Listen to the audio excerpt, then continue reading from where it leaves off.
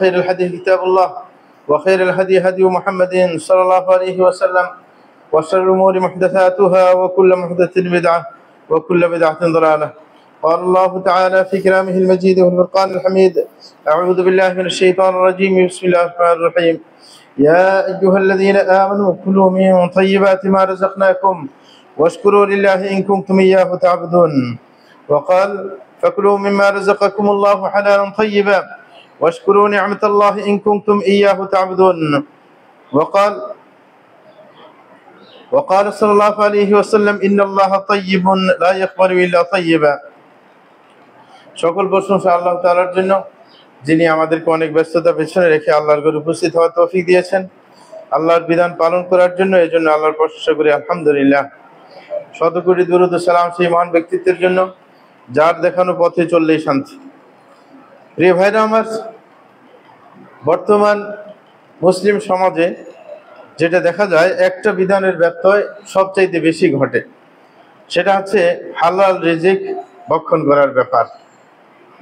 যে হালাল রিজিকের প্রয়োজনীয়তা কত বেশি এবং হারাম রিজিকের যে ভয়াবহতা সেটা কত বেশি, এটা অনেকে বুঝে না। যার কারণে দেখা যায় যে একজন সার্বিকভাবে সালাত কায়েম করে, এরকমভাবে যাকাত দেয়, পাশাপাশি সে সিয়াম পালন করে, অন্যান্য বিধিবিধান সে পালন করে, কিন্তু আপনার রিজিকের ব্যাপারে ব্যত্যয় ঘটে। সেই রিজিকের ব্যাপারে দেখা যায় তাহাজ্জুদ গুজার মানুষও দেখা যায় আপনার হালাল হারামের জাজ বিচার করে না, অথচ এটা ভয়ানক ব্যাপার। এটার ভয়াবহতা না জানার কারণে মানুষ এই কাজে ব্রত হয় না এবং সে সচেষ্ট থাকে না যে আমার পেটে কখনোই যেন হারাম কিছু না ঢুকে, এই চিন্তা তার মাথায় থাকে না। অথচ শরীয়তের গুরুত্ব অনেক বেশি। প্রথমত কথা হচ্ছে রিজিক সম্পর্কে আমাদের বোঝা দরকার। অনেকে রিজিকের গণ্ডিও বোঝে না। কারণ এই কারণে বলছি, কারণ হচ্ছে একজন ব্যক্তি সে বলতেছে সে ঘুষ খায়। ঘুষ খাওয়া তো আপনার নাজায়েজ না, ঘুষ খায়, কিন্তু বলে যে আমি এই ঘুষটা আমি নিজে খাই না, আমি তো এটা অন্যান্য কাজে খরচ করে, এটাতে আমি গাড়ি কিনলাম, গাড়ির পেট্রোল ঢুকায়, ঠিক না? তো এগুলো তো আমার খাওয়া হলো না। মানে সে রিজিক মানে খাওয়া এটা সঠিকভাবে বুঝতেছে না। রিজিক কাকে বলে সে বুঝে না। রিজিক মানে আপনার সে মনে করে খাবার গ্রহণ করা, পানীয় গ্রহণ করা, এটাকে রিজিক মনে করে। বাকিটা ওই যে গাড়ি ঘোড়া, এই সমস্ত স্ত্রী সন্তান, এগুলো রিজিকের অধীনে সে মনে করতেছে না। যার কারণে মনে করে যে আমি গাড়ির পেট্রোল ঢুকালে সমস্যা কি, সেটা তো আমার খাওয়া হইলো না, ঠিক না? এই কারণে আমাদের প্রথমে রিজিকের ব্যাখ্যাটা বুঝতে হবে। রিজিক কাকে বলে? রিজিক বলতে ইমাম কুরতুবী রাহমাতুল্লাহ আলাইহি তিনি বলেছেন যে আহলে সুন্নাত ওয়াল জামাতের নিকটে রিজিক বলা হয় মা সাহাল ইনতিফাউ বিহি হালালান কান আও হারামা, যেই জিনিস দিয়ে মানুষ লাভবান হয় সেটাকে রিজিক বলে, সেটা হালাল হোক অথবা হারাম হোক। কেউ হারাম রিজিক ভক্ষণ করতে পারে, কেউ হালাল রিজিক ভক্ষণ করতে পারে। যেটা দিয়ে মানুষ লাভবান হয় সেটাই রিজিকের অধীন। তাহলে গাড়িটা রিজিকের অধীনে আসে নাকি আসে না? ওটা দিয়ে মানুষ লাভবান হয় না? এখান থেকে ওইখানে যায়, দ্রুত চলে যাইতে পারে, তাহলে সেটা রিজিক হয় না? নিজের স্ত্রীকে দিয়ে লাভবান হয় ব্যক্তি, তাহলে নিজের স্ত্রী রিজিকের অধীনে না? অনেকে চিন্তা করে যে আপনার যদি ফ্যাম্পিরিত করে কাউকে ভাগানো না যায় তাইলে ভালো মেয়ে পাওয়া মুশকিল, নাকি সুন্দরী মেয়ে আগে থেকে চেষ্টা করে আসে, বউটা তো রিজিকের অধীন, যেটা বরাদ্দ আছে এটা কই যাবে? সেটা তোমার হাতেই আসতে হবে, বাধ্য। রিজিক যেটা বরাদ্দ সেটা আসবেই। সুতরাং স্ত্রী সন্তান রিজিক, আপনার গাড়ি ঘোড়া রিজিক, আপনার বাড়ির রিজিক, সবগুলো রিজিকের অধীনে। যতটুকু আল্লাহ বরাদ্দ করেছেন সেটা আসবেই। এটার জন্য অস্থির হওয়ার কোনো মানে হয় না। তাই রিজিক হালাল হতে পারে, হারাম হতে পারে। কিন্তু আমার দেশে এই চিন্তা আসছে কেন? কারণ হচ্ছে মুতাজিলি একটা ফেরকা আছে, এরা মনে করে যে হারামটা কখনো রিজিক হইতে পারে না। যদি হারামটা তাদের কথা অনুযায়ী রিজিক না হয়, তাহলে একজন মানুষ যদি তার পুরো ইনকামটাই হারাম, যেমন একজন বেবিচারিণী মহিলা, বেশ্যা যারা, তো এদের তো পুরোটাই হারাম, তাহলে বুঝা গেছে রিজিক ছাড়া পুরো জীবন কাটিয়ে দিচ্ছে। মানে তাকে কি আল্লাহ রিজিক দেয় না? তারটাও তো রিজিক, যদিও সে হালাল ভাবে গ্রহণ করে, তো সেটাও রিজিক। রিজিক ছাড়া, কারণ রাজ্জাক হইছে একমাত্র আল্লাহ জalla শানু। আল্লাহ তো দায়িত্ব নিলেন, ওয়া মিন দাব্বাতিন ফিল আরদি ইল্লা আলাল্লাহি রিজকুহা। তাইলে দাব্বার অধীনে এও না? দাব্বা মানে দুনিয়াতে ভ্রমণকারী, চলতে ফিরতে পারে, এরকম সমস্ত প্রাণীকে দাব্বা বলা হয়, ঠিক না? তো এগুলোর মধ্যে তো মানুষ আছে, সেও কি মানুষ না? সে ওই রিজিক যাদের দায়িত্ব আল্লাহ জাল্লাহু নিয়েছেন রিজিকের, তাদের অধীনে সে একজন না? ওই ব্যভিচারিণী মহিলা, তাহলে তারটা কি রিজিক না? অবশ্যই রিজিক। তাইলে মুতাজিলিদের কথা সঠিক না যে হালাল রিজিক হালাল হইতে পারে, হারাম হইতে পারে, কিন্তু আপনি কেন আল্লাহ জাল্লাহু আপনার বন্দোবস্ত হালালের মধ্যে করেছেন, কিন্তু আপনি ইচ্ছে করে হারামটা সঞ্চয় করে মার খাওয়ার ব্যবস্থা করতেছেন? আপনি যদি হারামের দিকে অগ্রসর না হন, তাইলে আল্লাহ পরীক্ষা নিরীক্ষা করে কিছুদিন পরে হালালের ব্যবস্থা করে দেবেন। আপনি কিছুদিন কষ্ট করেন, আল্লাহর কাছে দোয়া করেন, কান্নাকাটি করেন, দেখবেন কিছুদিন পরে আপনার হালালের পথ খুলে যাবে। অনেকে মনে করে যে না, এর বিকল্প হইতে পারে না। হ্যাঁ, কিন্তু আল্লাহ তো পরীক্ষা করবে। আপনি যে সত্যিকার অর্থে আল্লাহর আনুগত্য করতে চান, খাঁটি রিজিক বক্ষণ করার চেষ্টা আপনার আছে, এটা তো আল্লাহকে বুঝতে হবে। এই কারণে আপনি অনেকে ব্যাংকে চাকরি করে, হ্যাঁ, যদি বলা হয় এটা তো হারাম, তোমার ইনকাম তো হারাম, বলে যে আমি তো মানে এই পড়াশুনে এই জাতীয় করেছি, এটা ছাড়া তো আমার কোনো পথ নেই। পথ আছে? হ্যাঁ, বলে যে এটা ছাড়ে দিলে আমি কোথায় চাকরি করবো? না, হয়তোবা কিছুদিন কষ্ট পাইতে হবে, কিছুদিন চাকরি ছাড়া থাকতে হবে, কিন্তু যদি নিষ্ঠা থাকে আল্লাহ জাল্লাহু সুন্দর ব্যবস্থা করে দিবেন। এরকম অনেকে করেছেন এবং শেষ পর্যন্ত আল্লাহ জাল্লাহু সুন্দর আরো ব্যবস্থা ভালোটাই করে দিয়েছেন। এই কারণে প্রথমত তাহলে রিজিক হালাল হারাম দুইটা হইতে পারে। এই ব্যাপারে ইবনে তাইমিয়ার কথা আরো চমৎকার। তিনি বলছেন রিজিক বলতে দুইটা জিনিসকে বোঝানো হয়। এক নম্বর হচ্ছে মা ইয়ানতাফিউল আবদ, যে বান্দা যে জিনিস দ্বারা উপকৃত হয় সেটাকে রিজিক বলে। দ্বিতীয় নম্বর হচ্ছে মা ইয়ামলিকুল আবদ, যে বান্দা যে জিনিসের মালিক হয় সেটাও রিজিক হইতে পারে। দুইটাই, যেটা মানুষ মালিক হয় সেটার কথা আল্লাহ বলছেন ওমিম্মা রাযাকনাহুম ইউনফিকুন, যে আমি তোমাদেরকে তাদেরকে যা রিজিক দিয়েছি সেখান থেকে তারা যেন খরচ করে। এবং অন্য আয়াতের মধ্যে আল্লাহ বলেন ওয়ানফিকু মিম্মা রাযাকনাকুম, যে তোমরা খরচ করো আমি তোমাদেরকে যা রিজিক দিয়েছি। তাহলে এটা মালিক বানিয়ে দেওয়া হয়েছে, আপনাকে যে জিনিসের মালিক বানিয়ে দেওয়া হয়েছে, যে রিজিকের, সেখান থেকে খরচ করার জন্য বলা হয়েছে। এটা হচ্ছে একটা। হ্যাঁ, এটা কিন্তু হালাল, কারণ হালাল ছাড়া হারাম জিনিসের মালিক হওয়া যায় না। হ্যাঁ, এটা হচ্ছে শরীয়তের নিয়ম। কিন্তু এছাড়া তিনি বললেন আর কিছু আছে এমন যেটা মালিকানা শর্ত না, মানে এটার দ্বারা মানুষ লাভবান হইতে পারে। যেমন একজন ফকির, তাকে কোনো কিছু দেয়, সে কি আগে থেকে কোনো কিছুর মালিক আছে? তাকে একজন খাইতে দিস, হ্যাঁ, ঠিক না? এরকম ভাবে তো বলতেছে প্রথমটা হয়েছে যেমন আল্লাহ বলছেন ওয়া মিন দাব্বাতিন ফিল আরদি ইল্লা আলাল্লাহি রিজকুহা, যেমন কোন প্রাণী নেই দুনিয়ার বুকে যার রিজিকের দায়িত্ব আল্লাহ জাল্লাহু নেননি, কিন্তু সে তো কোনো কিছুর মালিক নাই। বিশেষ করে আপনার যত প্রাণী আছে মানুষ ছাড়া, যেমন গরু, ছাগল, মহিষ, যত কিছু আছে, এগুলো কি কোনো কিছুর মালিক না? আপনি এর মালিক, আপনি ওর মালিক, ও তো কোনো কিছুর মালিক না। আপনি যে খাদ্যটা দিবেন ওটার মালিকও আপনি তাকে দিচ্ছেন, কিন্তু সেটা তার রিজিক। ঘাসটা সেগুলো তার রিজিক, কিন্তু সেটা কি সে মালিক না? সেটার মালিক সে না, সেটার মালিক যিনি ওই গরুর মালিক, হ্যাঁ, সেই মালিক।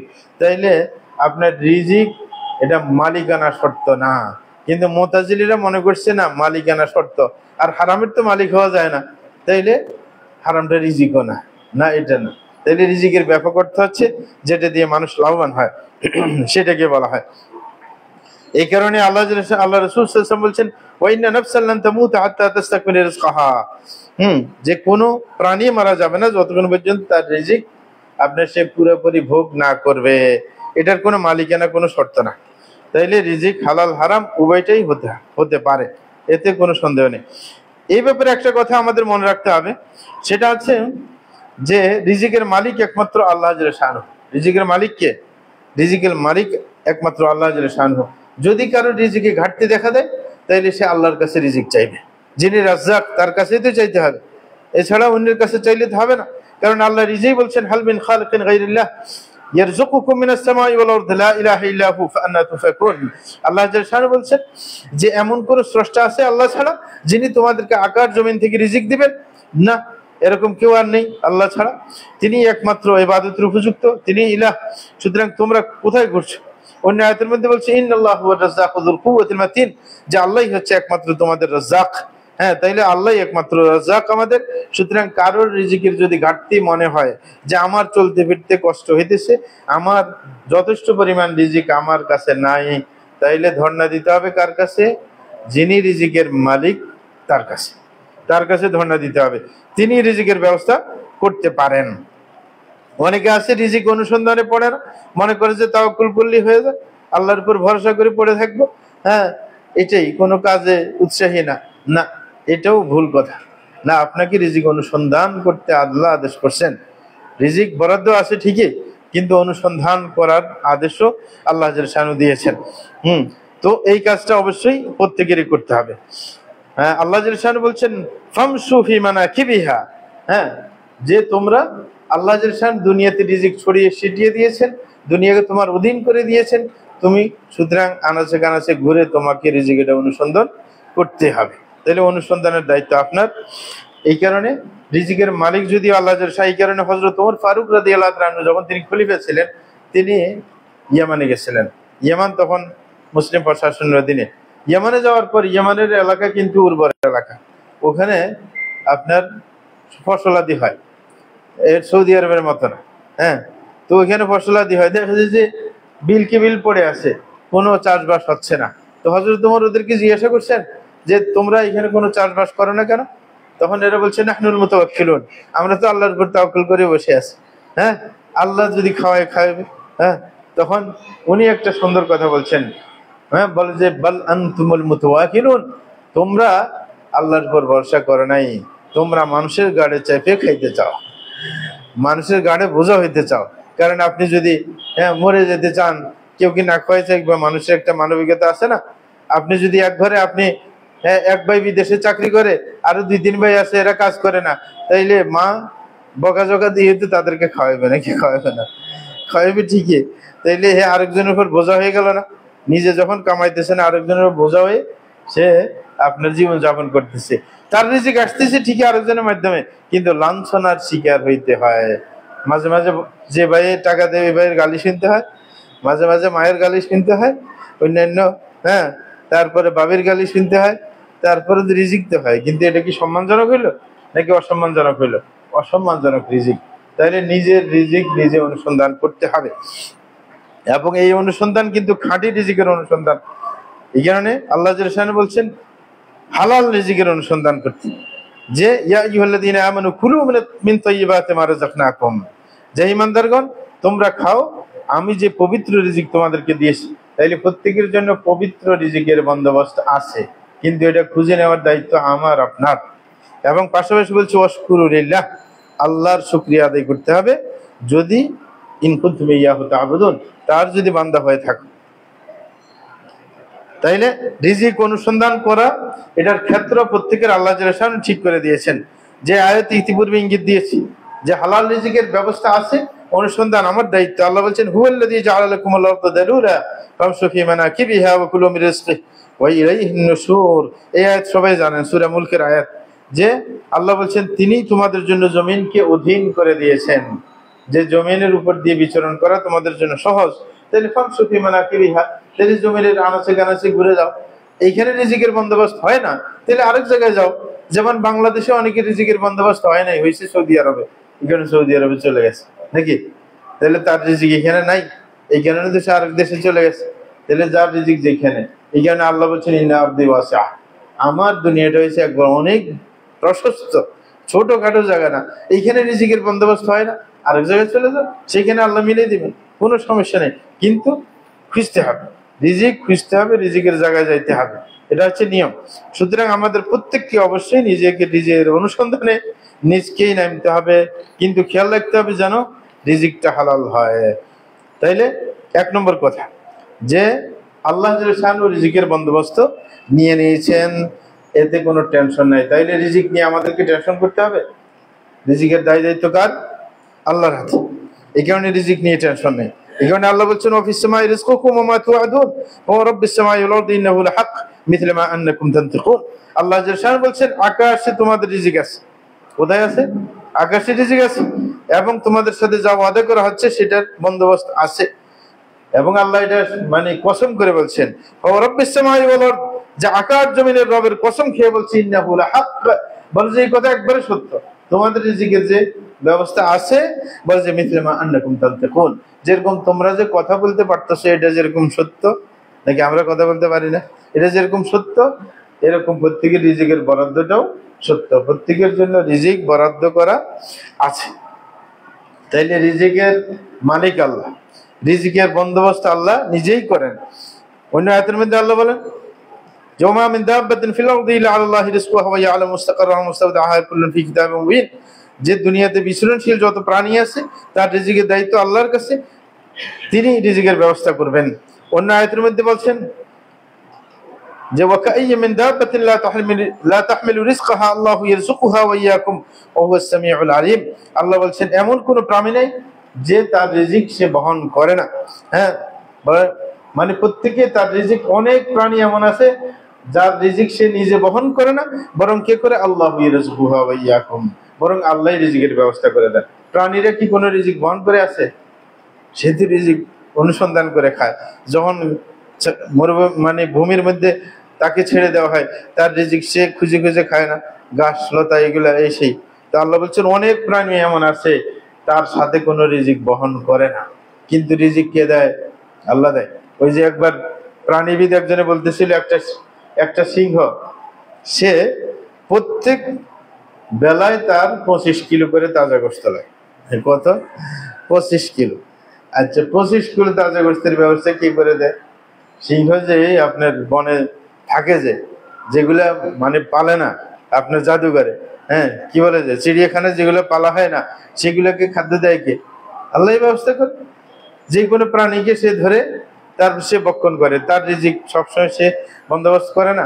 সে কি রিজিক বহন করে? তার কোনো চাকরি বাকরি আছে? তাইলে সে তো রিজিকের বন্দোবস্ত কে করে দেয়? তার সামনে তার খাদ্যকে নিয়ে আসে, তখন তার চোখে পড়ে, সে তখন কি ধরে সেটাকে ভক্ষণ করে। তার এই প্রচুর পরিমাণের গোশতের, তাজা গোশতের ব্যবস্থা কে করে? এ কিন্তু মরা গোশত খায় না, হ্যাঁ তাজাই খায়, নিজে ধরে মেরে তারপরে খাবে। হ্যাঁ, তো সুতরাং এই সমস্ত গুলার ব্যবস্থাকারী একমাত্র কে? আল্লাহ জাল্লা শান। আর আমাদের চিন্তা কেন করতে হবে? আল্লাহ জাল্লা শান আমাদের রিজিকের ফয়সালা করে দিয়েছেন। আকাশ জমিন সৃষ্টির 50,000 বছর আগে সব লিখে ফেলেছেন। এমনকি ওটা তো ব্যাপক আকারে লিখছিলেন, আবার বিস্তারিত ভাবে এককভাবে মায়ের পেটে যখন আসে, হ্যাঁ 43 যাওয়ার পর, মানে 120 দিন যাওয়ার পর আল্লাহ জাল্লা শান আবার লেখক ফেরেশতাকে পাঠান। হাদিসের মধ্যে যেটা ইবনে মাসউদের হাদিসের মধ্যে এসেছে যে ইন্না আহাদাকুম ইজমাউ খালকুহু ফি বাতনি উম্মিহি 40 ইয়াওমা, যে তোমাদেরকে প্রথমে আপনার তোমার মায়ের পেটে বীর্য আকারে 40 দিন রাখা হয়, মানে শুক্রগীট যেটাকে আমরা বলি, শুক্রগীট আকারে কতদিন রাখা হয়? 40 দিন পর্যন্ত। তারপরে থুম্মা ইয়াকুন আলাকাতুন মিসলা যালিক, তারপরে এটা মাংসপিণ্ডে রূপান্তরিত করা হয়, রক্তপিণ্ডে রূপান্তরিত করে। তাইলে শুক্রগীট থেকে কিসে রূপান্তরিত হইল? রক্তে। কারণ আপনার যখন আপনার শুক্রগীট ডিম্বকোষ যখন ধারণ করে ফেলে তখন কিন্তু ঋতুস্রাব বন্ধ হয়ে যায়, নাকি বন্ধ হয় না? বন্ধ হইলে তখন ওই স্রাবগুলা যেগুলা রক্ত, সেগুলা এসে আপনার রক্তপিণ্ড তৈরি হয়। হ্যাঁ, রক্তের কি একটা পিণ্ড তৈরি হয়। তারপরে থুম্মা ইয়াকুন মুদগাতান মিসলা যালিক, পরের 40 এই রক্তগুলাই মাংসে রূপান্তরিত হয়। তাহলে কত গেল? 43। যাওয়ার পর কি হয়? সুম্মা ইউরসালু ইলাইহিল মালাক, অতঃপর আল্লাহ জাল্লা শান একজন ফেরেশতাকে ওইখানে পাঠান। হ্যাঁ, ফায়ুনফুখু ফিহি রূহ, তার প্রথম দায়িত্ব হইছে তাকে দায়িত্ব দেওয়া হয় যে রূহ ফুঁকে দিবে। কি করবে? রূহ দিবে তাকে। তাহলে রূহ আসে কয়দিন পরে? 120 দিন পরে রূহ আসে। তাহলে তার আগে যদি কারোর নিতান্ত প্রয়োজন হয়, কেউ যদি ওটাকে নষ্ট করে দেয়, হত্যা করার শামিল হবে না কে? কারোর শারীরিক কোনো সমস্যা আছে, হঠাৎ করে আপনার কি শুক্রগীট কে ডিম্বকোষে ধারণ করে ফেলছে, মানে প্রেগনেন্ট হচ্ছে যেটাকে বলে হচ্ছে, কিন্তু তার শারীরিক মারাত্মক অসুবিধা আছে, ডাক্তার বলছে এখন বাচ্চা নেওয়া যাবেই না। তো সুতরাং সে যদি ওষুধ খেয়ে এটাকে নষ্ট করে দেয়, তাইলে কি মানুষ হত্যার আপনার গুনাহ হবে? গুনাহ হবে না? এখন তো তাকে রূহ দেওয়া হয়নি, এখন তো এটা শুক্রগীটের পর্যায়ে আছে, হয়তোবা মানে কি রক্তপিণ্ডে রূপান্তরিত হয়েছে, এখনো কি সে প্রাণ পাইছে? পায় নাই। তাইলে এটা হচ্ছে সময়।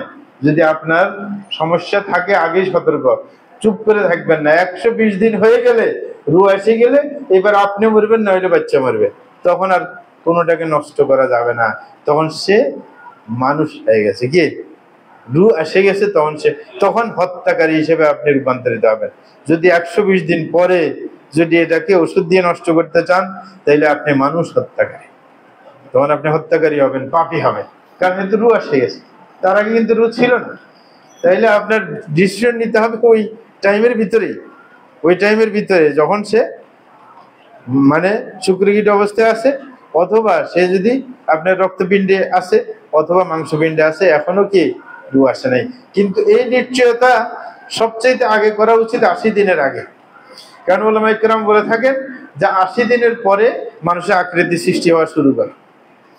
মানে যদিও রু আসবে কতদিন, 120-এ, কিন্তু 80 দিনের পরে, যখন 80 দিন অতিবাহিত হবে, তখন আস্তে আস্তে মাংসপিণ্ডে আকৃতি সৃষ্টি হওয়া শুরু করবে। মানে আকৃতি আসবে, ওই যে চেহারার, হাতের, পায়ের, এগুলো আস্তে আস্তে মানে আকৃতি শুরু হয় কিন্তু 80-র পরে। মানে 240-এর পরে যখন মাংসপিণ্ড হয়ে যাবে, তখন আস্তে আস্তে মাংসপিণ্ডটা কি আপনার অবয়বে রূপান্তরিত হবে। তাইলে আপনার যদি আগে সিদ্ধান্ত নিতে হয়, প্রথম 240-এর মধ্যে সিদ্ধান্ত নিতে হবে, কারণ মানুষের আকৃতি হওয়ার আগে, এর আগে। যদিও রুটা আসবে 120 দিনের পরে। যাই হোক, ওটা আমাদের এখানে বলার বিষয় না। বলার বিষয় হচ্ছে ওয়ায়ুমারু বিআরবা'i কালিমাত। রাসূল বলছেন ওই ফেরেশতাকে আল্লাহ জাল্লাহু শাআনহু 4টা জিনিসের আদেশ করেন। কয়টা কাজে? 4টা কাজে। বিকাতবি রিজকি ওয়া আজালি, যে এই বাচ্চাটার রিজিক লিখে ফেলো। দ্বিতীয় নম্বর, তার মৃত্যু লিখে ফেলো, কখন সে মৃত্যুবরণ করবে, তাহলে রিজিক লেখা হয়ে গেল স্পেশাল করে এর জন্য। আর 50,000 বছর আগে, আকাশ জমিন সৃষ্টির আগে যে রিজিক লেখা হয়েছে, এগুলো কি সম্মিলিত সবার। এখন এসে ব্যক্তি বিশেষে, মানে পেটে আসার পর 120 দিন পরে কি প্রত্যেকের নিজস্ব ভাবে লেখা হয়ে গেছে যে এই বাচ্চার রিজিক কত পাবে, তার জন্মলগ্ন থেকে মৃত্যু পর্যন্ত কত রিজিক সে ভোগ করবে, সব লেখা হয়ে গেছে। ঠিক আছে? তারপরে তার বয়স লেখা হয়ে গেছে, ও আমলা, এবং তার আমল লেখা হয়েছে, সে ভালো আমল করবে, খারাপ আমল করবে, কত আমল করব। তারপরে শাকিয়্যুন আও সাঈদ, এবং নির্ধারণ করা হয়েছে সে জান্নাতি হবে না জাহান্নামী হবে। 4টে জিনিস কিন্তু ওই যে মায়ের পেটে থাকা অবস্থায় লেখা হয়ে গেছে। তাইলে রিজিক আমাদের সব চূড়ান্ত। রিজিক কি হয়? 1 নম্বর হচ্ছে রিজিক দাতাকে আল্লাহ। দ্বিতীয় নম্বর কি, আমাদের রিজিকের দায়িত্ব কে নিয়েছেন? আল্লাহ, এবং এটাকে চূড়ান্ত করে ফেলছেন, মানে রেখে দেন নাই আপনার আমার জন্য। যদি কারোর হাতে রিজিক থাকতো, তাইলে মানুষ শত্রুকে রিজিক ছাড়া মারি ফেলতো।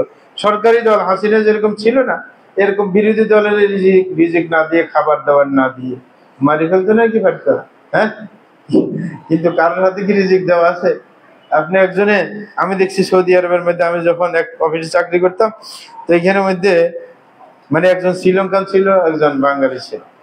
মানে আমরা তো দায়ী ছিলাম, দায়ী হিসেবে ছিলাম। তা আমার সহকারী এক বাঙালি ছিল, মানে বাংলাদেশ থেকে দাওরাত হাদিস পাস করে গেছে। তো এই বছর আরেকটা শ্রীলঙ্কান ছিল, চা কফি বানাইছে। তো সৌদিরা অনেক সময় মেজাজ গরম করলে বলতে যাই তোরে পাঠিয়ে দিবে দেশে, কারণ এদের হুমকি, এটা ভয় দেখানোর জন্য। তো শ্রীলঙ্কানকে হুমকি দিলে সে আজকেই কার্ড বাইর করে দিত, বলে যে নে পাঠিয়ে দে আমাকে। আমার রিজিকের মালিক তো তুই না, রিজিক তো আল্লাহ দেয়, তুই আমার হুমকি দিলে কাজ হবে। তো পরে লজ্জা পেয়ে যেত, সৌদি বলতে না এমনি হুমকি দিছে, তোকে আমি পাঠাইবে না।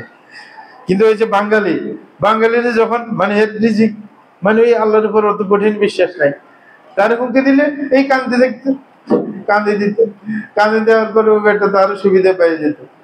পরে আমি যখন ওইখান থেকে রিয়াদে চলে আসছি, পরে কিছুদিন পরে গেলাম, দেখলাম যে ওই বাচ্চারা নাই, কে ওই বাঙালিটা নাই।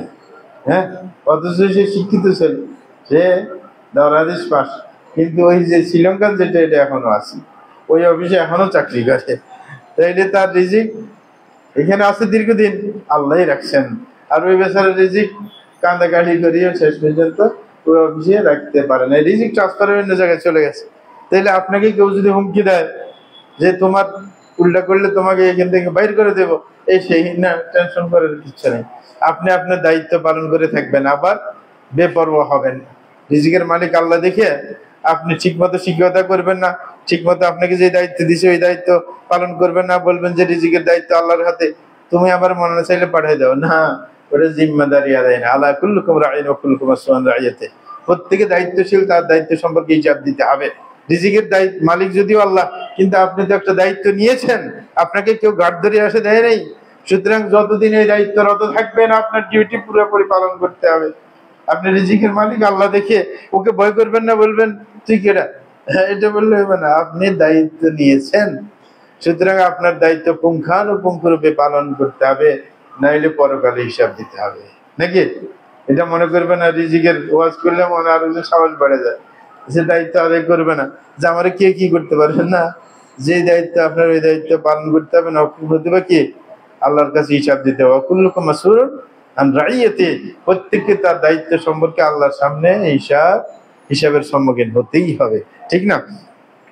কিন্তু যদি দায়িত্ব পালন করার পরেও আপনাকে ভয় দেখায়, তখন আপনি বলতে পারেন আল্লাহ আমার রিজিকের মালিক, তুমি আপনার দায়িত্ব আপনি পালন করতেছেন, তারপরও হ্যাঁ মানে সে খুশি হইতেছে না, তখন আর কিছু করার নেই, তখন বলবেন রিজিকের মালিক আল্লাহ, হ্যাঁ আমার দায়িত্বটা আমি পালন করতেছি, যা দেওয়া হয়েছে সেটা ভিন্ন ব্যাপার। যাই হোক, এখন কথা হচ্ছে যে এই রিজিকটা তো হালাল পথে অর্জন করতে হবে, যেটা আগে বলছিলাম।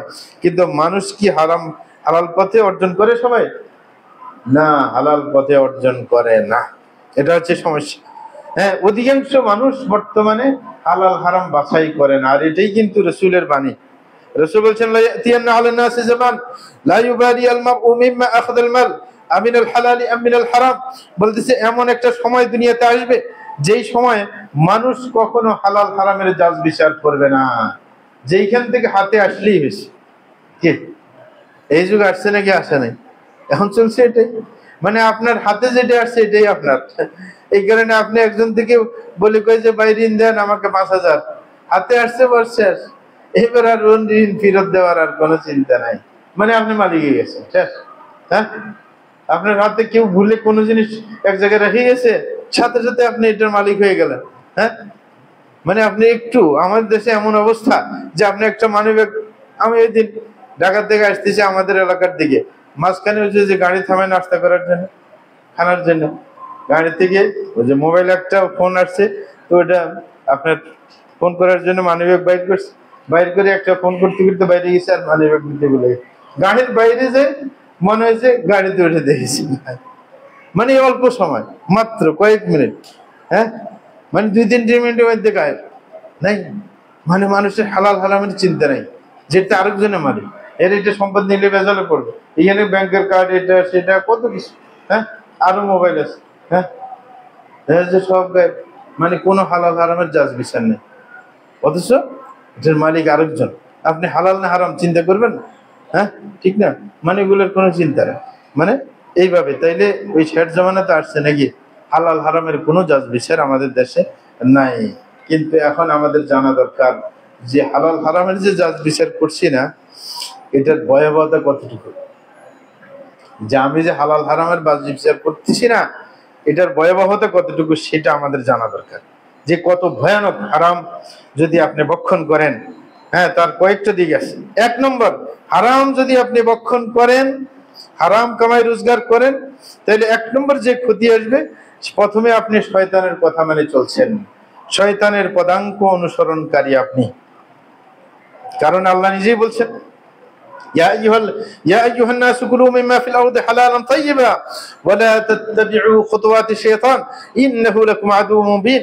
আল্লাহ যে শান বলছে, হে মানুষ তোমরা জমিন থেকে হালাল পবিত্র খাদ্য ভক্ষণ করবে, এছাড়া অন্য কিছু না।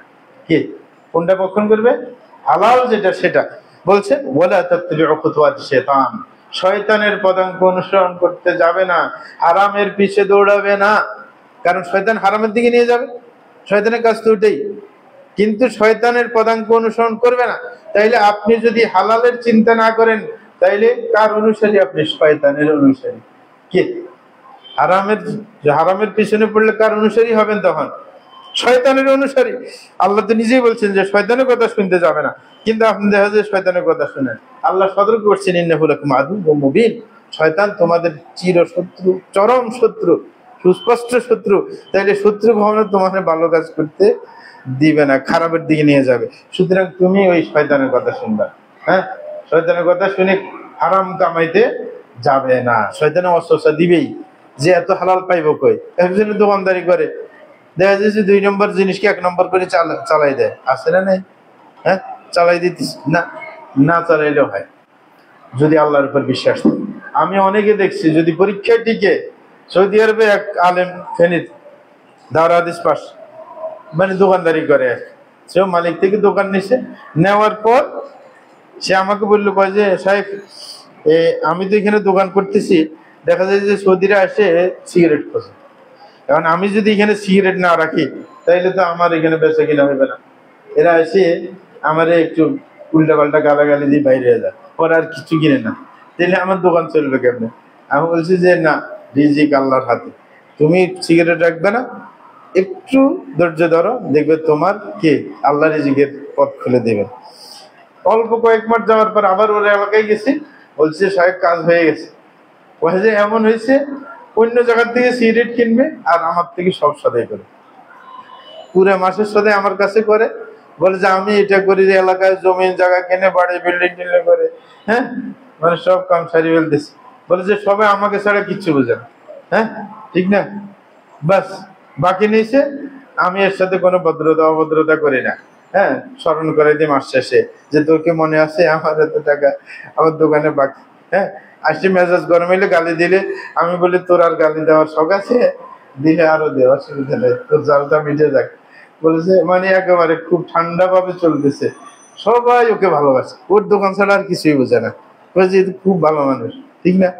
মানে গালি দিলে চুপ করে দেয়, তোর আরো দেওয়া লাগলে আরো দে, অসুবিধা নেই, তোর রাগটা শেষ করে, ঠিক না? তো এরকম শেষ পর্যন্ত ওই এলাকার মধ্যে সবচেয়ে বড় বিক্রেতা সে, অথচ সিগারেট রাখে না। তাহলে আল্লাহ পরীক্ষা করে, কয়েক মাস বলে যে আমার কষ্ট গেছে, আর সে সবাই আমারে বেঞ্চি দিয়ে চলে যায়, যে তুই সিগারেট রাখাস না, তুই বুজুর্গের সাহায্য। হ্যাঁ, তো এরকম করে বেঞ্চি দিয়ে যায়। কয়েকদিন পর আস্তে করে আল্লাহ এদের মন ঘুরে দিছে যে না, অন্য মানুষ খারাপ, এ ভালো মানুষ, এর কাছে যাওয়া দরকার, ঠিক না? ওইভাবে আল্লাহ রিজিকের ব্যবস্থা করে, কিন্তু আমরা ওই ধৈর্যটা ধরতে পারি না। অল্প কিছুদিন যে আল্লাহ পরীক্ষা করবে, ওই পরীক্ষাটা সহ্য করতে পারি না। আমার দরকার কালকেই, আমার দরকার কি আগামী মাসে আমার দরকার না, এত হুলস্থুল করার কোন কাম নেই। তাহলে ধৈর্য ধরতে হবে। তাহলে আপনি যদি হারামের পিছনে পড়েন, তাহলে কার অনুসারী হইলেন? শয়তানের অনুসারী। আর শয়তানের অনুসারী হইলে কি জান্নাত পাবেন না জাহান্নাম? জাহান্নামে যাইতে হবে। এই কারণে ইউসুফ ইবনে আসবাত রাহিমাহুল্লাহ বলেন, ইন্নাল আবদা ইযা তাআব্বাদা ক্বালা শাইতানু লিআওয়ানিহি উনজুরু মিন আইনা মাতআমুহু। এই বলছেন, যদি কোনো বান্দা যখন ইবাদতে লিপ্ত থাকে, বেশি ইবাদত করে, তখন শয়তান তার চালাফেলাকে বলে যে তুমি একটু খবর নাও তো, এর খাদ্যটা কি হালাল নাকি হারাম। ইবলিসে তার সাঙ্গ ফান্ডকে বলে যে এর খবর নিয়ে দেখো, এর খাদ্য কি হারাম না হালাল। বলছে ফাইন কানা মাতআমাসু ক্বালা দাউহু ইয়াতা'ব ওয়া ইজতাহিদ ফাকাদ কাফাকুম নাফসাহ। বলা হচ্ছে যে যদি এরা খোঁজ খবর নিয়ে দেখে ওর খাদ্য হালাল না, তখন লিডার সাহেব বলে কি, ইবলিসে বলে তোমরা আর এর পিছনে মেহনত দেওয়ার দরকার নেই, কষ্ট করার দরকার নেই, এর পিছনে আর শয়তানি করার দরকার নেই, এই সুন্দর করে ইবাদত করো। হ্যাঁ, কারণ হের ইবাদত একটাও কবুল হইতো না, তা আমাদের হেরে ইবাদত থেকে দূরে সরানোর কোনো কাম নেই। কে দেখেন কত সুন্দর কথা। আগে শয়তানের খবর নেই হের কি খাবার টাবার এগুলো হালাল কিনা, যদি দেখে যে খোঁজ করে এর খাবার কি হারাম, বলে যে আর এর পিছনে কষ্ট দেওয়া লাগবে না, এর ভাবে ইবাদত করো, কবুল তো হইবে না, তা আমার এত কষ্ট করে ইবাদত থেকে দূরে সরানোর কি কাম আছে? যেমন বেদাতিরকে দেখবেন, আপনি সুন্নতের পন্থায় থাকেন, শয়তান আপনাকে ইবাদত করতে দিবেন না, কিন্তু আপনি বেদাতির তাসবিহ তাহলিল করেন, আপনি মজা ঢুকাই দিবে শয়তান, জানে যে এটা কবুল হইছে না। এই কারণে দেখা যায় 1 ঘন্টা জিকির করতেছে, কে 2 ঘন্টা জিকির করতেছে, কে লম্বা জিকির করতেছে, শয়তানি কিছু ডিস্টার্ব করে না, শয়তানে জানে যে এটা বেদাতি জিকির, এটা কবুল হইতো না। তো শয়তান ইবলিসে সাঙ্গ ফাঙ্গকে বলে যে এর কাজ করতে দাও, এর ডিস্টার্ব করে লাভ নাই, এটা তো কবুল হইতো না। তাইলে আপনি যদি উল্টে ভাবে কাজ করে মজা পান, তাইলে বুঝতে হবে কি শয়তানে ডিস্টার্ব করে না, মজা তো ঢুকিয়ে দিচ্ছে নাকি। এই কারণে আমার এক ছাগরিদকে পাইছি, এক মানে তাবলিগি সুফি আর কি, সৌদি আরবে। তো ফ্যামিলিও ছিল তার, আমারও ফ্যামিলি ছিল। সম্পর্ক হয়ে যাওয়ার পরে যখন আমাদের থেকে কোরআন হাদিস শুনছে, পরে একটু একটু আমল করতে শুরু করছে। এমনকো সাহেব বলে যে আগে যে আমল করছে, জিকির করছে আমাদের আগের নিয়ম অনুযায়ী, এটাতে খুব মজা লাগতো, এখন আপনারা যেটা বলছেন এটাতে মজা নাই। আমি কইলাম যে শয়তানে তো আগেরটার মধ্যে মজা ঢুকিয়ে দিছে, কিন্তু তুমি একটু অপেক্ষা করো, একটু কষ্ট করে কয়েক মাস চালাই যাও, দেখবে যে এটাও মজা লাগে। পরে যখন কয়েক মাস চলে গেছে, আসলে এখন তো এটা মজা লাগে। আমি এই ঠিক আছে, মজা হয়েছে আগেরটা লাগাই দিয়েছে শয়তানে, এই কারণে ওই এখন মজা লাগে না। এটা পরীক্ষা আল্লাহর পক্ষ থেকে, পরীক্ষা যখন টিকে যাবে যে আমি সুন্নাত অনুসরণ করব, এখন মজা না লাগুক অসুবিধা নেই, সময় মতো মজা লাগবে, পরে দেখবে যে মন বসে গেছে, এটাই মজা লাগে, ঠিক না? তাইলে শয়তান শয়তান ভালো পলিসিবাজ আমাদের মতন। যখন দেখা যাচ্ছে যে এর আমল তো কবুল হইতেছে না, তাইলে এর পিছনে সময় দিয়ে লাভটা কি? কোনো ফায়দা নেই। তাইলে 1 নম্বর ক্ষতি কি? আপনার ইবাদত সবগুলো বরবাদ। আপনি শয়তানের অনুসারী হয়ে গেলেন, তাইলে শয়তান আপনার ডিস্টার্ব কি করবে না। 2 নম্বর, হারাম উপার্জন করলে সমস্যা কি? আপনার দোয়া কবুল হবে না। একজন মানুষ তার সর্বশেষ জায়গা হয়েছে দোয়া। কি? আপনি অনেক অসুস্থ, কোনো ডাক্তার আপনি চিকিৎসা করে পারে না, সর্বশেষ পন্থা কি? আল্লাহর কাছে দোয়া করবেন। নাকি আর কোনো কাজ আছে? সব ডাক্তার বলছে যে কোনো চিকিৎসা নাই, তাইলে আপনার শেষ স্থল কোথায়? শেষ জায়গা হচ্ছে আল্লাহর কাছে দোয়া করবেন, আল্লাহ যদি মাফ করে দেয়। এছাড়া আর কি আছে? কিন্তু আপনার হারাম রিজিক ভক্ষণ করলে আপনার দোয়াটাও শেষ, দোয়াটাও কবুল হবে না। তো এখন আসল জায়গাতে হারিয়ে ফেলছি। আমাদের এক শিক্ষক ছিল, হ্যাঁ, ইয়াকুব আদ-দেহলভী, মদিনা ইউনিভার্সিটিতে আমাদেরকে পড়াইতেন। তো পড়ানোর সময় উনি বলছিলেন যে আমার একটা কাহিনী আছে, সবাই মনে রাখবে, তাইলে তোমাদের জীবনে কাজে আসবে। তুমি বললেন কি? বলে যে আমি এক সময় হঠাৎ করে আমার ব্রেন ক্যান্সার হয়েছে। তো ব্রেন ক্যান্সার হওয়ার পর কি হলো, এখন চিকিৎসকের কাছে গেলাম, যাওয়ার পর পুরো অনেকদিন পরে আমার এটা ভালো হইতেছে না। পুরো সৌদি আরবের ডাক্তাররা মিটিং বসে বলতেছে আমাকে যে তুমি আর 3 মাস বাঁচবে, মানে তোমার আর কোনো চিকিৎসা নেই, 3 মাস করে মরে যাবে, এখন তোমার আর কিচ্ছু করার নেই। হ্যাঁ, তা আমি বললাম যে আচ্ছা এখানে মনে হয় চিকিৎসা ব্যবস্থা ভালো না, তা আমি চলে গেলাম আমেরিকাতে। আমেরিকা গেলাম চিকিৎসার জন্য, কারণ সেটা উন্নত রাষ্ট্র। আমেরিকা গিয়ে ডাক্তার দেখাইলাম, পরে ওরা বলে যে আন্তর্জাতিক বড় বড় ডাক্তারদের কি আছে, হ্যাঁ, মানে ওদের কাছে ডাটা আছে, এরা এই আন্তর্জাতিক ভাবে যারা ব্রেন বিশেষজ্ঞ, এই সবাইকে নিয়ে মিটিং করে চূড়ান্ত সিদ্ধান্ত দিলে যে তুমি সর্বোচ্চ 6 মাস বাঁচবে, সর্বোচ্চ 6 মাস বাঁচবে। তোমার যে পর্যায়ে এখন ক্যান্সারটা হয়েছে, তুমি মারা যাবে নিশ্চিত, কিন্তু তোমাকে 2টা ওষুধ লিখে দিবে, তুমি যে কষ্ট করে আসছো এই জন্য, এটা খাইলে না খাইলে এটা কোনো ব্যাপার না, হ্যাঁ, মানে মরবে নিশ্চিত। এখন বলে যে আমি চলে আসছি, দেখলাম যে এখন সর্বোচ্চ পর্যায়ে ডাক্তারের কাছে গেছি, বাঁচার তার কোনো সুযোগ নেই, মরবে নিশ্চিত। তো এখন বাদ, ডাক্তার বাদ। বলে যে এখন কি শুরু করলাম, এবার আল্লাহর কাছে ধর্ণা দিলাম, জমজমের পানি খায়, যেহেতু মদিনায় থাকে, জমজমের পানি খায়, সিয়াম পালন করি, কোরআন মাজিদ তেলাওয়াত করি, আর আল্লাহর কাছে কাঁদে তাহাজ্জুদ, যে আল্লাহ এই রোগের চিকিৎসা তো কেউ করতে পারতেছেন, তুমি করে দিবে, আর কেউ নেই, হ্যাঁ, তুমি করবে আমার চিকিৎসা, আর কেউ করতে পারবে না। ওরা যে এরকম বলতে বলতে ওরা বলে দিচ্ছে যদি 6 মাস পরে যদি তুমি বাঁচিয়ে থাকো, আমাদের কাছে আর আইসো না। 6 মাস পরে যদি কয়েকদিন পার হয়ে যায়, মনে করবে তুমি আর মরবে না। কে মানে 6 মাসের মধ্যে মরে যায়। বিশ্বের মধ্যে আমরা দেখছি এই রোগে আর এত বেশি বাঁচে না। যখন তুমি 6 মাস পার হয়ে যাবে, মনে করবে যে আর এই রোগের কারণে মরবে না, তুমি বাঁচে গেছো, মানে কেটে গেছে বলা। পরে কয়েক 6 মাস পার হয়েছে, 7-8 মাস হয়েছে, পরে পরীক্ষা করে দেখছে আমি একেবারে সুস্থ, কোনো রোগ নাই আমার মধ্যে। বলে যে শুধু ওই দিন না, বলে যে এই এখন আজকে পর্যন্ত 14 বছর আমি বাঁচিয়ে আছি, ওই 6 মাসের ধাক্কার পরে 14 বছর বাঁচিয়ে আছি। বলে যে আমার ব্রেন আগের চাইতে আরো স্ট্রং হয়ে গেছে, মানে আগে যত কিছু বুঝতাম আমি তার চাইতে এখন বেশি বুঝি, মানে এই ক্যান্সারের পরে যখন আল্লাহ সুস্থ করে দিচ্ছে। তাইলে ধর্ণা দেওয়ার লাস্ট জায়গা কোথায়?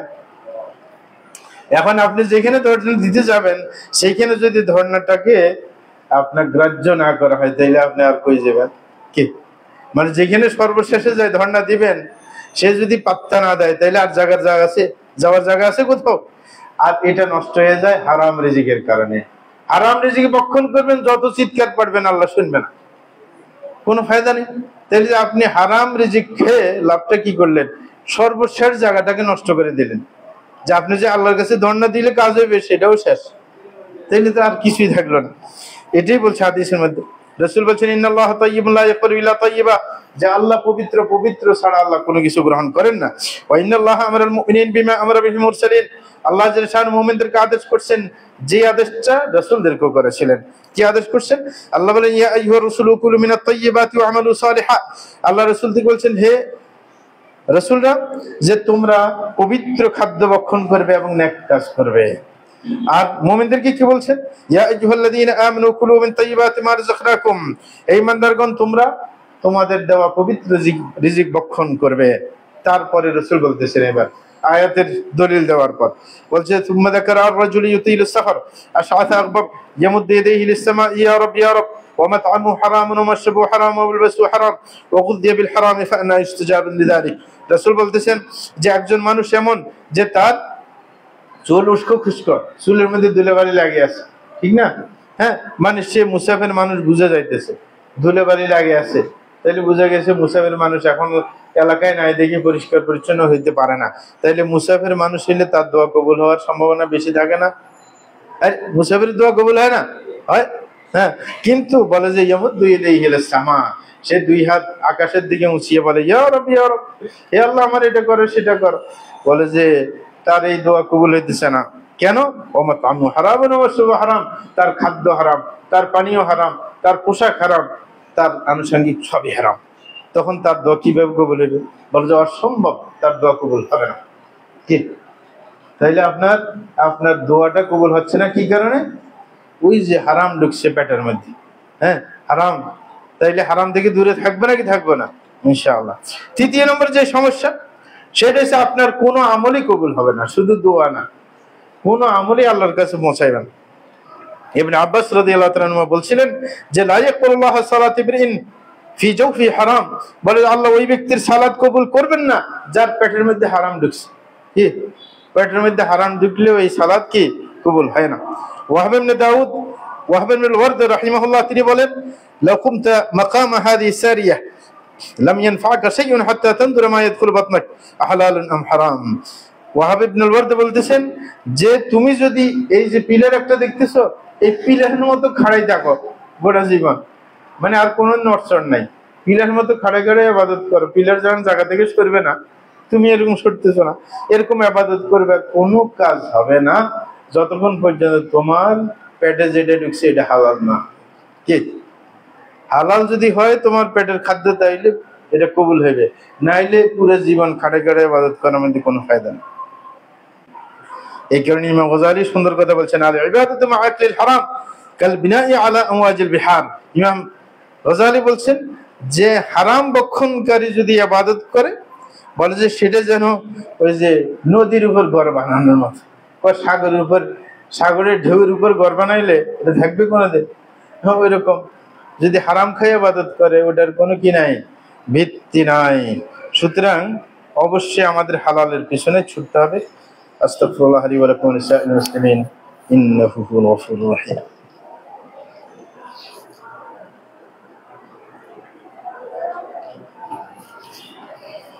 আলহামদুলিল্লাহি রাব্বিল আলামিন ওয়া সলাতু ওয়াসসালামু আলা সাইয়্যিদিল মুরসালিন নবিয়িনা মুহাম্মদ ওয়া আলা আলিহি ওয়া সাহবিহি আজমাইন, আম্মা বা'দ। প্রিয় ভাইরা আমার, আমরা আলোচনা করতেছিলাম যে হারাম খাওয়ার ভয়াবহতা নিয়ে। তার মধ্যে তিনটা বলে ফেলেছি। 4 নম্বর যেটা, সেটা হচ্ছে যে আপনার হারাম যদি বক্ষণ করা হয় সমস্ত আমল ধ্বংস হয়ে যাবে, কোনো আমলই টিকবে না। রাসূল আকরাম সাল্লাল্লাহু আলাইহি ওয়াসাল্লাম বলেন ইদা খারাজা আর-রাজুলু হাজ্জান বিনাফকাতিন তাইয়্যিবা ওয়া ওয়াদা'a রিজলাহু ফিল গারজি ফানাদা লাব্বাইক আল্লাহুম্মা লাব্বাইক নাদাহু মুনাদি মিনাস সামা লাব্বাইক ওয়া সা'দাইক যাদুকা হালাল ওয়া রাহিলাতুকা হালাল ওয়া হজ্জুকা মাবরুরুন গায়রু মা'জুর। বলে যে কোনো ব্যক্তি যদি হজ করতে যায় হালাল কি কামাই নিয়ে, হালাল কামাই করছে, আমাদের দেশে হজ করতে যায় অনেকে হারাম কামাই দিয়ে, সরকারি অফিসার ছিল, যত কি ঘুষ খাইতে পারছে খাইছে, লাস্টে যে এখন রিটায়ার হয়েছে হজ করে, ঠিক না? তার ওই টাকা পয়সা এগুলো হারাম টাকা দিয়ে হজ হইবে, ওইটাই কাহিনী হাদিস হজের। বলছে একজন যদি হালাল কামাই নিয়ে হজ করতে যায়, যখন সে নিজের বাহনের উপর উঠার পরে সে যখন আল্লাহকে ডাক দিয়ে বলে লব্বাইক আল্লাহুম্মা লব্বাইক, মানুষ তালবিয়া পড়ে না, লব্বাইক আল্লাহুম্মা লব্বাইক, এটা বললে আকাশ থেকে ডাক আসে যে লব্বাইক ওয়া সা'দাইক।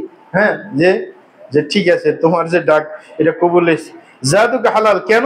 কারণ তোমার যে পুঁজি নিয়ে আসছো তোমার সাথে করে, এগুলো সব হালাল। ওয়া রাহিলাতুকা হালাল, তুমি যে বাহনে উঠছো এটাও হালাল।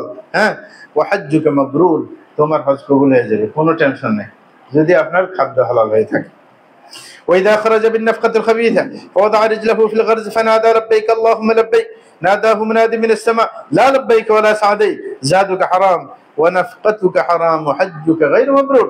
বলছে কোন ব্যক্তি যদি হারাম কামাই নিয়ে হজে চলে যায়, সে যখন লব্বাইক আল্লাহুম্মা লব্বাইক বলে ডাক দেয়, তখন আকাশ থেকে বলে লা লব্বাইক ওয়ালা সা'দাইক, তোমার ডাকে সাড়া দেওয়া হবে না, তুমি যত তালিয়া বড় কাজ হইতো না। কেন? বলছে জাদুক হারাম, তুমি যেটা নিয়ে আসছো এটা তো হারাম। তোমার যে খাদ্যদ্রব্য যেগুলো সাথে টাকা নিয়ে এসে খাওয়া দাওয়া করতেছো সবই হারাম, তোমার হজ কবুল হবে না। তাইলে আবাদত সব বাতিল হয়ে যাইতেছে নাকি? যা তাহলে আবাদত বাতিল। 5 নম্বর যে ক্ষতির কারণ, যে আপনি যদি হারাম যদি কামাই আপনার মধ্যে আপনি কামান, সেখান থেকে 1 টাকাও কবুল হবে না। আমাদের দেশে বড় বড় জমিনে উল্টা পাল্টা কামায়, পরে একটা বড় মসজিদ করে দেয়, ঠিক না? অথবা মাদ্রাসা একটা চালায় আছে, এটা তাও আমাদের এলাকায় গুলো আপনার ধর্মীয় একটা চেতনা থাকার কারণে। হয়তো বা চট্টগ্রাম আছে, আমাদের এলাকায় দেখছি এরকম আলামিন কোম্পানি, বড় কোম্পানি বড় মাদ্রাসা করে দিচ্ছে। কি এরকম বড় বড় কোম্পানিরা, কারণ যাদের একটু ধর্মীয় অনুভূতি আছে আর কি, বড় প্রতিষ্ঠান করে দেয়, মসজিদ মাদ্রাসা, যে কাজ হয়ে যাবে, কি সব কবুল না, উল্টা পাল্টা করলে কবুল নেই, একটাও কবুল হবে না। রাসূল বলেছেন লা তুকবালু সালাতুন বিগাইরি তুহুর ওয়ালা সাদাকাতুন মিন গালুল, বলা হচ্ছে যে কোন সালাত যেরকম পবিত্রতা ছাড়া কবুল হবে না, অপবিত্র অবস্থায় সালাত পড়লে কবুল হবে হবে না, এরকম ভাবে হারাম থেকে কোন সদকা করলে সেটাও কবুল হবে না। এবার আপনি যতই সদকা করেন কাজ হবে না। রাসূল আকরাম সাল্লাল্লাহু আলাইহি ওয়াসাল্লাম আরো বলেন ইযা আদাইতা যাকাত মালিকা ফাকাদ কাদাইতা মা আলাইক ওয়ামান জামা মাল হারাম সুম্মা তাসাদ্দাক বিহি লাম ইয়াকুন লাহু ফিহি আজর। বলেছে তুমি যদি তোমার সম্পদের যাকাত দাও, তাহলে তোমার ওই যাকাতের যে দায়িত্ব সেটা আদায় হবে, কোনো সমস্যা নেই। হ্যাঁ, এটা গেল একটা। কিন্তু ওয়ামান জামা মালান হারামা, যে ব্যক্তি হারাম সম্পদ একত্রিত করেছে তারপরে সে সদকা করছে, এখান থেকে হারাম সম্পদ থেকে সদকা করছে, বলছে লাম ইয়াকুন লাহু ফিহি আজর, বলে যে এটাতে কোনো সওয়াব হবে না। তাহলে সদকা দিলে তো লাভ নেই, মনে করছেন সদকা দিয়ে কাজ হয়ে যাবে, পরকালে হ্যাঁ বাঁচা যাবে। এরকম একটা হুজুরকে পাইছি আমি সৌদি আরবে। একদিন হঠাৎ করে এক মাওলানা সাহেব কেশিয়ার বানাইছে, যখন হুজুর মানুষ বাংলাদেশ থেকে দাওরাত হাদিস পাস করে গেছে, কমই হুজুর, এখন এক সুপার মার্কেটে রেখে দিয়েছে দায়িত্ব ক্যাশের, যে এ মারবে না, কিন্তু 1 ঘন্টা প্রত্যেক দিন টাইম আছে, মানে যে পারাদারি করে ক্যামেরা গুলা 1 ঘন্টার জন্য খাইতে যায়। এই 1 ঘন্টার মধ্যে আসছে করে 500 রিয়ালের নোট একটা ক্যাশ থেকে বাইরে করে পকেটে ঢুকিয়ে ফেলে। ওই টাইমে তো বেচারা আর কেউ পারাদার নাই, নিয়ে রুমে রাখে, রুমে এর যে বিছানা আছে বিছানার নিচে রাখে, রাখতে রাখতে যখন অনেক টাকা হয় তো বাড়িতে পাঠিয়ে দেয়। চালাক আছে, পাঠায় বাড়িতে, মানে হের বড় ভাই আছে, বড় ভাইকে দিয়ে পাঠায়, ওর মাধ্যমে পাঠায় এর শালার কাছে, যেন কোনোদিন ধরা পড়লে, মানে কারণ ধরা পড়লে এর অ্যাকাউন্ট চেক করবে না, এর আইডি দিয়ে যে কোনো টাকা পাঠিয়েছে কিনা। এখন যখন একদিন হঠাৎ এইভাবে চলতেছে চলতেছে, জমিন জায়গা কিনতেছে, একদিন হঠাৎ করে ওই যে টাকা রাখানো নিচে, তো ওর রুম পরিষ্কার করার জন্য এখানে দিন ধার্য করা আছে, যে অমুকে একদিন পুরো পরিষ্কার করবে, অমুকে একদিন একটা পরিষ্কার করতেছে। তো এল করছে হুজুর মানুষ, যখন হুজুরের একটু মানে সিট টিট এগুলোর একটু জাড়ি টাড়ি দেই, এখন সিটের যখন নাড়া দিচ্ছে দেখা যায় 500 রিয়াল নোট কয়েকটা নিচে পড়ছে, টাকা বাইরে এলো কোথা থেকে। এখন যখন জাজিমটা উঠেছে দেখা যায় সব 500 রিয়াল বাস করে করে রেখে দিচ্ছে। হ্যাঁ, পরে হয়তো মালিকের ফোন দিছে, এক মালিকের সবগুলা কর্মচারী, মালিকের ফোন দিছে, মালিক চলে আসে দেখা যায় সব 500 রিয়াল নোট, যে ওরে ধরলো, টাকা এগুলো তো নিয়ে গেল, এবার হের আইডি দিয়ে ব্যাংকে চেক করলো, এটা সহজ, যে টাকা ট্রান্সফার করছে না, কোনো টাকা ট্রান্সফার করে নাই। এর বুদ্ধি হচ্ছে যেদিন ধরা পড়বে বলবে যে আজীবন যত আমি তোর কাছে চাকরি করছি সব টাকা এখানে রাখছি, কারণ হের টাকা থেকে 1 টাকাও ট্রান্সফার করে না, হের আইডি দিয়ে নিজের একামা দিয়ে কোনো টাকা ট্রান্সফার করে নাই। এখন বেচারের কেসে তো ধরতে পারে না, কয় যে সব টাকা আমার বেতনের টাকা, আমি পাঠাই নাই, এখানে বাস করে রাখছি, ভালো। তো তারপরে এখন আর কেশিয়ার থেকে নামাই দিছে ওকে, এখন তার চাকরি বন্ধ। হঠাৎ করে আমার রুমে আসছে, আসি বলতেছে সাহেব এই সমস্যা। আমি বললাম আপনি তো আমাদেরকে লজ্জা দিলেন, আপনি আলেম মানুষ এই কাণ্ড করলেন কেন? কয় কি জানেন, ওই শয়তানি কথাটা বলছি। কয় যে আমি খেয়াল করছি এই 500 রিয়াল করে করে জমায় আমি একটা মাদ্রাসা দিব, আমি 12 ঘন্টা জায়গা কিনছি, ওইখানে মাদ্রাসা দিব, মসজিদ দিব, তারপরে সেখানে আল্লাহ বিল্লাহ করবো, আল্লাহ সব মাফ করে দিবে। কত শয়তানি হচ্ছে। হ্যাঁ, মানে এরকম করলে ওই আল্লাহ বিল্লাহ করলে কাজ হবে, হারাম কামাই দিয়ে এই সে অবস্থা আমাদের। উল্টাপাল্টা অবস্থা। আল্লাহ যদি আমাদেরকে হেদায়েত দেয় আর কি। তো এইভাবে চলছে মানুষের মাঝে। আরেকটা বলে শেষ করতেছি, যদিও অনেকগুলো আছে কিন্তু সময় শেষ। 6 নম্বর, যে আপনি যদি হারাম কামাই করেন তাহলে আল্লাহ জাল্লাহু রাগ করবেন এবং আপনি জাহান্নামবাসী করবেন। আল্লাহ জাল্লাহু বলছেন, কুলু মিন তাইয়্যিবাতি মা রাযাকনাকুম ওয়া লা তাতগাউ ফীহি ফায়াহিল্লা আলাইকুম গাযাবি। বলে যে তোমরা আল্লাহর দেওয়া পবিত্র রিজিক ভক্ষণ করো, কখনো হটকারীদের আশ্রয় গ্রহণ করবে না, সীমা অতিক্রম করবে না, হালাল বাদ দিয়ে হারামের দিকে যাবে না। তাইলে কি হবে? ফায়াহিল্লা আলাইকুম গাযাবি, তাইলে তোমার উপর আমি রাগ করব। কি করবে? আল্লাহ রাগ করবে। আল্লাহ যদি কারোর উপর রাগ করে তাইলে তার কি হবে? জাহান্নাম। এটাই বলছে, ওয়া মান ইয়াহলিল আলাইহি গাযাবি ফাকাদ হাওয়া, যে ব্যক্তির উপর আমি নাখুশ হবে সে শেষ পর্যন্ত জাহান্নামে নিক্ষিপ্ত হবে, এছাড়া আর কিছু নেই। সুতরাং আরেকটা হচ্ছে, হারাম কামাই যদি করা হয় আপনার লানত পড়ে। কি পড়ে? আল্লাহ লানত, আল্লাহর রহমত থেকে বিতাড়িত হবে। যেমন অনেকগুলা হাদিসে আছে, যেমন লানা রাসূলুল্লাহ সাল্লাল্লাহু আলাইহি ওয়াসাল্লাম আকাল রিবা ওয়া মুকিলাহু ওয়া কাতিবাহু ওয়া শাহিদাই, বলতেছে আল্লাহ রাসূল লানত করেছেন যে সুদ খায় এবং সুদ কে খাওয়ায় এবং যে সুদ লেখে, যে সুদের সাক্ষী হয়, সবার উপরে আল্লাহ লানত। তাইলে হারামের সাথে জড়িত হওয়ার কারণে কি হইতেছে? লানতের ভাগী হইতেছে। লানাল্লাহু রাশি ওয়াল মুরতাশি, বলছে আল্লাহ যে ঘুষ দেয়, যে ঘুষ গ্রহণ করে, দুইজনের উপর আল্লাহ লানত। লানাল্লাহু সারিক, আল্লাহ চোরকে লানত করতেছেন। বলছে ইয়াসরিকুল বাইদা ফাতুকতা ইয়াদুহু, বলছে ডিম চুরি করছে তার হাত কেটে গেছে। ওয়া ইয়াসরিকুল হাবলা ফাতুকতা ইয়াদুহু, বলছে রশি চুরি করছে হাত কেটে গেছে। লানাল্লাহু মান গায়্যারা মানারাল আরদ, আল্লাহ লানত করুক যে জমিনের সীমাকে সরিয়ে দিয়েছে। এটা গ্রামের মধ্যে পাওয়া যায়। চাষবাস যারা করে জমিন একদিকে কাটে, আরেকজনে কাটে না, কাটে কাটে দেখা যায় যে আইলের অর্ধেক কাটে ফেলছে। হ্যাঁ, আস্তে আস্তে দেখা যায় যে এক হাত সে কয়েক বছর পরে দখল করে ফেলছে আরেকজনের জমি, খবর নাই। ঠিক না? এইভাবে মানুষের সীমা সরাই ফেলে। হ্যাঁ, এরকম করে হ্যাঁ অনেকে করে। বলছি এর উপরে আল্লাহ লানত পড়ো। এরকম ভাবে যারা মাদক দ্রব্য সেবন করে, যারা আপনার সাদা জর্দা খায়, এটা মাদক দ্রব্য নাকি না? হ্যাঁ, অনেকে মনে করছে আমি তো আর এই মদ খেতে যায় না। হ্যাঁ, মাদক দ্রব্য এই যারা নামাজি এরাও খায়। সাদা জর্দা যারা খায় মাদক দ্রব্য, এই মাদক দ্রব্য খাইলে লানত এসে 10 জনের উপর, একজনের না। রাসূল বলছেন লানাল্লাহুল খামর ওয়া আসিরাহা, বলে যে আল্লাহ মাদক দ্রব্যের উপর লানত দিয়েছেন, যে মাদক দ্রব্য বানায় তাকেও লানত। ও মুতাসিরাহা, যে পরিশোধন করে তার উপর লানত। ও বায়াহা, যে মাদক দ্রব্য বিক্রি করে তার উপর লানত। ও মুক্তাআহা, যে মাদক দ্রব্য কিনে তার উপর লানত। বলে যে ও হামিলাহা, যে মাদক দ্রব্য বহন করে নিয়ে যায় গাড়িতে করে, এর উপর আল্লাহ লানত। ওয়াল মাহমুলাতি ইলাই, যার দিকে বহন করে নেয় তার উপর লানত, যে দোকানে নিয়ে সাপ্লাই দেয়, হ্যাঁ সিগারেট, এর উপরও লানত। বলছে ও আকিলা থামানিহা, যে টাকা খায় এটা বিক্রি করে, এর উপর আল্লাহ লানত। বলছে ও শারিবাহা, যে ডাইরেক্ট নিজে খায় তার উপর লানত।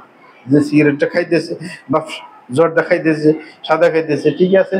আর যে ওয়াসাফিহা, যে খাওয়াইতেছে, একজনে আনি বাজার থেকে খাওয়ায়।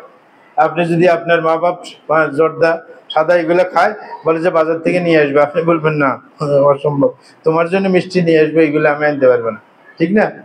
হ্যাঁ, যদি কেউ সিগারেট খায়, সিগারেট আনতে বলে যে অসম্ভব, এটা আমার দ্বারা হইতো না। কি? কারণ বহন করলেও লানত করবে। হ্যাঁ, সুতরাং যেটা দিবে না তোমার জন্য 1 কেজি মিষ্টি নিয়ে আসবে, এটাই অনেক ভালো হবে। হ্যাঁ, ঠিক না? হ্যাঁ, তাইলে এইগুলো করতে যাবেন না। সময় শেষ, আমাদের আর বেশি সময় নেই। যেটা খোলাসা কথা হয়েছে, বুঝতে পারলাম যে হারাম যদি আমরা কি ভক্ষণ করি, হারাম কামাই করি, তাইলে আমাদের ইবাদত বাতিল হয়ে যাবে, দোয়া করলেও কাজ হবে না, ঠিক না? তারপরে সদকা করলেও কোনো কাজ হবে না, সব কিছু বাতিল। শেষ পর্যন্ত কি জাহান্নামে যেতে বাধ্য হব, কারণ আল্লাহ নাখুশ হবে। আল্লাহ নাখুশ হলে কি করবেন? জাহান্নাম দিবেন, শয়তানের পদাঙ্ক অনুসরণ হবে। তাইলে শেষ পর্যন্ত কোথায় যেতে হবে? জাহান্নামে যেতে হবে। তাইলে আজকে থেকে আমরা ওয়াদা করি যে কারোর যদি কোনো ধরনের উল্টা পাল্টার মিশ্রণ থাকে, তারা যেন সতর্ক হয়ে যায়। অনেকে আছে এটাও বুঝে না, বিদেশে থাকে, টাকা জমা করছে ব্যাংকের মধ্যে, ব্যাংকে রাখছে, মাসে মাসে খায়, লাভ দেয়। আপনি 20 লাখ টাকা রাখলে লাভ আসবে না? এটা দিয়ে খায়, এটা কি হালাল হয়েছে? না, হালাল না, এটা হারাম, তাহলে কাজ হবে।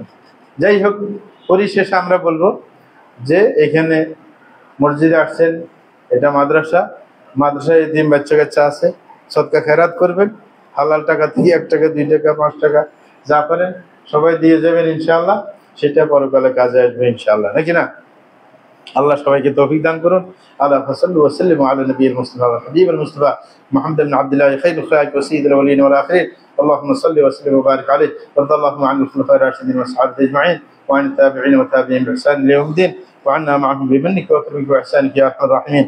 اللهم اعز الاسلام والمسلمين واذل الشرك والمشركين ودمر اعداءك اعداء الدين وانصر عبادك الموحدين واحمي حوز الدين واجعل هذا البلد امنا مطمئنا وسائر بلاد المسلمين. اللهم وفق امامنا وولاة امورنا لكل ما تحب وترضى واخذ بنواصيهم الى كل خير وهدى.